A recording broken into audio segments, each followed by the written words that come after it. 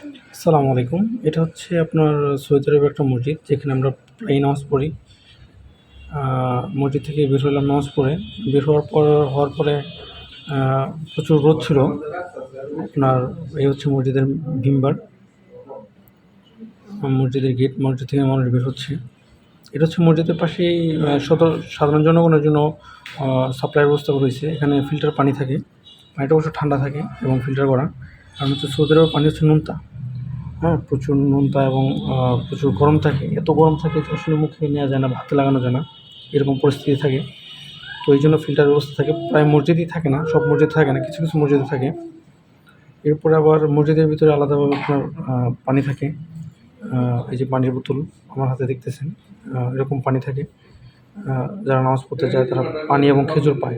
সব মসজিদে খেজুর থাকে না, পানি থাকে কন্টিনিউয়াসলি মসজিদে। যে আমার এক ভাই, আমরা একসাথে থাকি।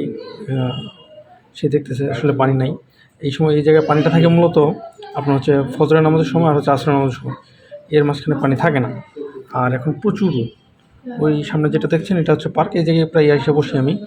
আমার অনেক ভিডিওতে দেখবেন আপনার এই জায়গায় আমি অনেক ভিডিও করছি। হ্যাঁ?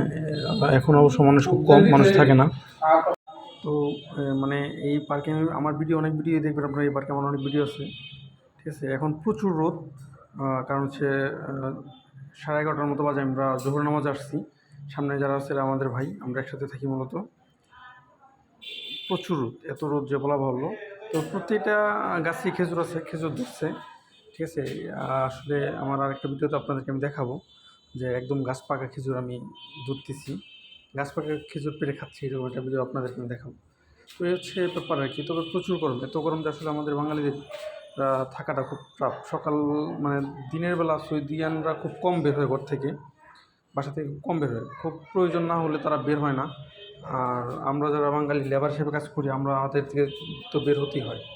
তো এখানে হচ্ছে আপনার সৌদির যে ব্যাপারটা সেটা হচ্ছে আসলেই অন্যরকম একটা হিসাব। এই জায়গায় কপালের ব্যাপার থাকে। বাহির মানেই কপাল। নিজের ঘর ছাড়ার পর থেকেই ভাগ্যের উপর চলতে হয়। তারপরও নিজের কিছু এক্সট্রাঅর্ডিনারি ব্যাপার থাকে, এগুলো মাথায় রাখতে হবে। মানে এত গরম যে আমি যে দিক দিয়ে যে রাস্তাটাতে এখন হাঁটতেছি এটা হচ্ছে পাশে ওই যে অপোজিটে হাতে টেনে একটা দেয়াল দেখবেন, আমি এখন রাস্তা পার হবো। ওটা হচ্ছে একটা মাদ্রাসা মূলত।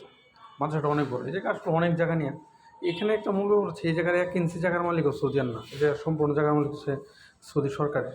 এটা লিজ নিয়ে করতে হয়, সম্পূর্ণ লিজ নিয়ে করতে হয়। আপনি আমার সামনে দেখবেন মাদ্রাসার ওই যে সামনে মাদ্রাসার 2-3টা ছেলে বসে আছে। ওরা মাদ্রাসা ছুটি দিচ্ছে, এখন এই জায়গায় বসে রেস্ট নিচ্ছে। মানে এই হচ্ছে অবস্থা।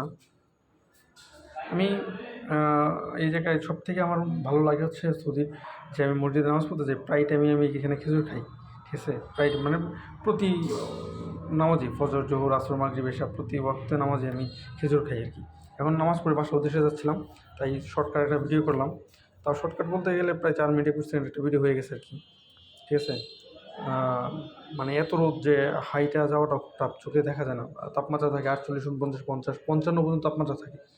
এখন দামের মাথা তামানি এটা। আমি আল হাসাতে ছিলাম। আল হাসা ওই জায়গায় হচ্ছে আরও তাপমাত্রা, ওই জায়গায় 55 ডিগ্রি পর্যন্ত তাপমাত্রা হয়। এই আরকি অবস্থানটা।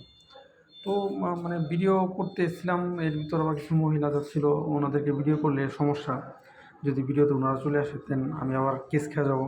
তার জন্য অনেক সময় ভিডিওগুলো রাস্তার পাশে মানে রাস্তায় দূরে রাখছি। এগুলো ওই যে সামনে যেটা দেখছি একটা মানে বাকালা। এটা হচ্ছে সবজির দোকান। ওটার উপরে ২ তলাটায় আমরা থাকি আপাতত। এটা হচ্ছে মাদ্রাসাটা। মূলত এই মাদ্রাসার মেইন গেট হচ্ছে এই যে ওইটা হচ্ছে মাদ্রাসার মেইন গেট। রাস্তা পার হচ্ছি আমরা এখন। রাস্তাগুলো অনেক বড়, বড়। ঠিক আছে? অনেক বড়, বড় রাস্তা। আসলে অ্যা আইন শৃঙ্খলা বাহিনী না থাকলেও যে এত সুন্দর মেইনটেইন করা যায়, এটা আসলে বাইরের কান্ট্রিগুলো থেকে দেখে শিখা লাগবে আমাদের বাংলাদেশকে।